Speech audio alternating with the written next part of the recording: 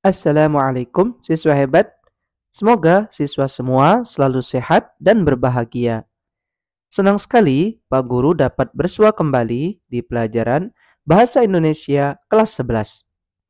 Pada video pembelajaran kali ini, Pak Guru akan mengajak siswa semua memahami unsur-unsur intrinsik pembangun cerita pendek. Jadi, tujuan pembelajaran kita saat ini, siswa diharapkan dapat mengetahui dan menganalisis unsur intrinsik cerpen.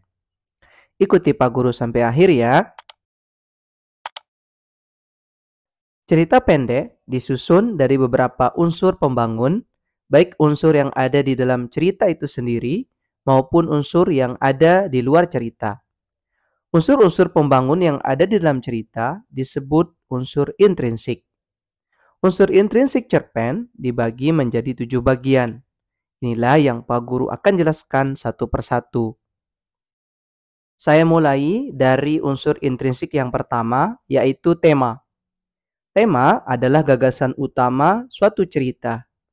Tema dapat ditemukan dengan melihat pikiran-pikiran pokok dari cerpen tersebut. Tema dapat dibagi dua. Yang pertama, tema utama merupakan makna pokok atau gagasan dasar yang menjadi dasar dari suatu cerita. Tema utama tersirat dalam sebagian besar dari keseluruhan cerita. Yang kedua adalah tema tambahan, merupakan makna tambahan yang hanya terdapat pada bagian-bagian tertentu cerita saja. Jika siswa membaca cerpen berjudul Tukang Cukur, karya Budi Dharma di buku paketnya halaman 67-72, dapat Pak Guru uraikan unsur intrinsiknya termasuk tema. Tema cerpen Tukang Cukur adalah tentang manusia yang oportunis, hanya mementingkan dirinya sendiri, karena dalam cerita tersebut tokoh tukang cukur selalu mengikuti kelompok yang sedang menang. Sedangkan tema tambahan dari cerpen Tukang Cukur adalah penggambaran kemiskinan pada zaman itu. Hal ini seperti tokoh Gito yang makan seadanya dengan pakaian yang tidak pantas dipakai. Selanjutnya, unsur dalam cerita pendek yang kedua yaitu tokoh dan penokohan. Pak Guru awali dengan tokoh. Tokoh adalah pelaku dalam sebuah cerita yang memiliki peran dan fungsi tersendiri. Secara umum, tokoh dibagi dua, yaitu tokoh utama dan tokoh tambahan. Tokoh utama adalah tokoh yang ditampilkan secara terus-menerus atau paling sering diceritakan. Sedangkan tokoh tambahan adalah tokoh yang dimunculkan sekali atau beberapa kali saja dalam sebuah cerita. Dalam cerpen Tukang Cukur, karya Budi Dharma, tokoh utamanya yaitu tukang cukur karena ia menjadi pusat perhatian dalam cerita dan banyak hal dalam hidupnya disorot. Adapun tokoh tambahan yang muncul hanya sesekali yaitu Gito, Ayah, Ibu, Dasuki, Kakek Leman, dan Ruslan. Kemudian, Pak Guru jelaskan penokohan. Penokohan adalah cara penulis menggambarkan tokoh. Arti lain, penokohan ialah watak atau sifat yang dimiliki oleh tokoh dalam cerita. Secara garis besar, penokohan dibagi tiga. Yang pertama, tokoh protagonis adalah tokoh yang mewakili sifat-sifat baik sebagai manusia, seperti berani dalam kebenaran, jujur, disiplin, dan lain-lain. Yang kedua, ialah tokoh antagonis, yaitu tokoh yang mewakili sifat jahat dan buruk, seperti menjajah negara lain, merampas hak orang lain, semena-mena, dan lain-lain. Penokohan yang ketiga, yaitu tokoh campuran. Tokoh campuran adalah tokoh yang memiliki perwatakan baik dan buruk. Kita dapat melihat contoh, misalnya Jenderal Diponegoro, tentu memiliki tokoh pendukung dalam perjuangannya, seperti Kiai Maja, Paku Buwono ke-6, dan Raden Tumenggung Prawiradikdaya. Mereka contoh tokoh campuran yang bersifat baik, pejuang kemerdekaan Indonesia. Sedangkan dari Belanda seperti Daendels memiliki tokoh pendukung seperti Louis Napoleon, adik Napoleon Bonaparte, yang mengangkat Daendels menjadi Gubernur Jenderal Hindia Timur. Mereka contoh tokoh campuran sebagai pendukung karakter jahat, ingin menjajah Indonesia. Jika kembali ke contoh cerpen berjudul Tukang Cukur, dapat Pak Guru jelaskan, tokoh protagonisnya yaitu Gito, ayah dan ibunya. Mereka mewakili kebaikan karena tidak pernah berbuat jahat. Adapun tokoh antagonis berwatak jahat ialah tukang cukur yang berpindah-pindah keberpihakan. Kemudian tokoh campurannya yaitu Ruslan. Unsur intrinsik yang ketiga yaitu sudut pandang pencerita. Sudut pandang pencerita yaitu kedudukan penulis dalam cerita. Sudut pandang pencerita dibagi menjadi dua, yaitu sudut pandang orang pertama dan sudut pandang orang ketiga. Sudut pandang orang pertama, pengarang ikut terlibat dalam cerita. Biasanya pengarang menggunakan kata ganti aku. Sudut pandang orang ketiga yaitu saat pengarang ada di luar cerita. Biasanya pengarang menggunakan kata ganti dia atau nama orang. Jika membaca cerpen tukang cukur, sudut pandang pencerita yang digunakan adalah sudut pandang orang ketiga, yaitu sudut pandang dari tokoh Gito. Kita berpindah ke unsur intrinsik yang keempat, yaitu alur. Alur cerita sering pula disebut plot. Alur cerita merupakan rangkaian-rangkaian peristiwa yang memperlihatkan sebuah hubungan sebab akibat. Rangkaian peristiwa atau alur ada 3 jenis: alur maju, mundur, dan alur campuran. Alur maju adalah jenis alur cerita yang disusun secara kronologis dan berurutan dari awal hingga akhir cerita. Alur maju juga disebut dengan alur lurus atau alur progresif.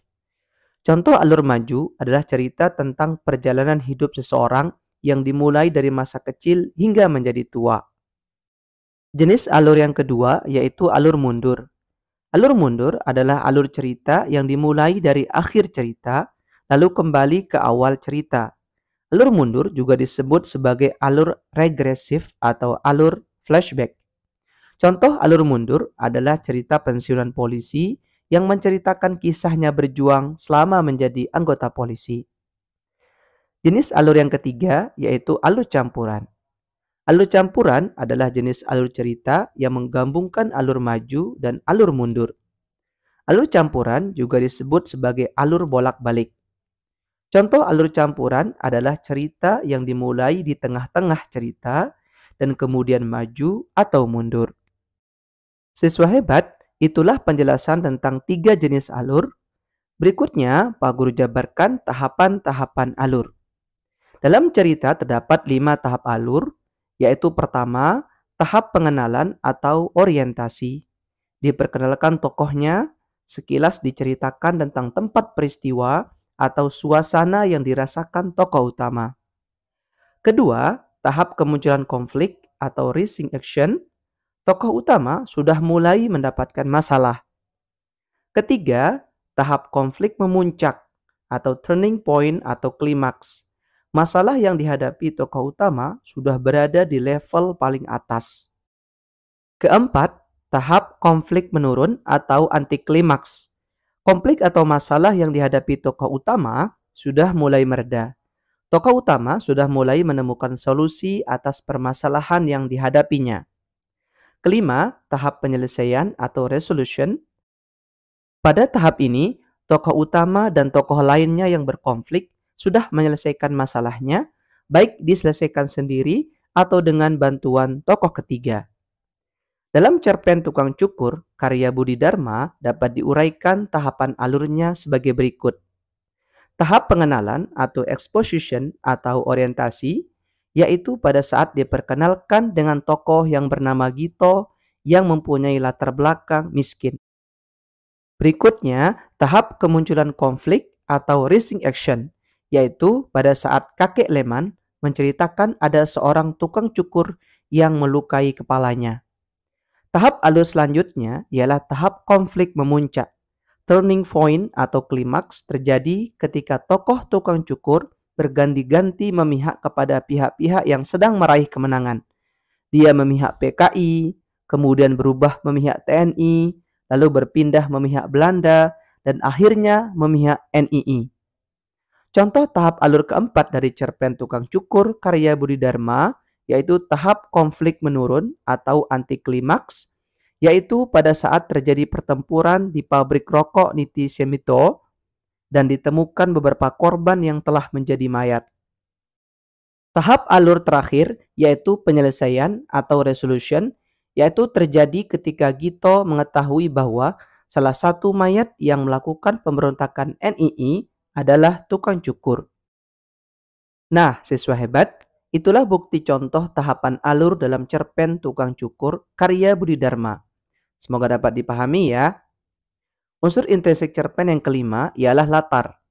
Latar adalah segala keterangan, petunjuk, dan acuan yang berkaitan dengan tempat, waktu, dan suasana terjadinya suatu peristiwa dalam karya sastra. Dalam cerpen Tukang Cukur dapat Pak Guru jabarkan latarnya sebagai berikut. Latar tempatnya beberapa lokasi disebutkan seperti di daerah Kudus. Informasi ini terdapat pada kutipan Gito Anak Getas Pejaten, kawasan pinggiran kota Kudus.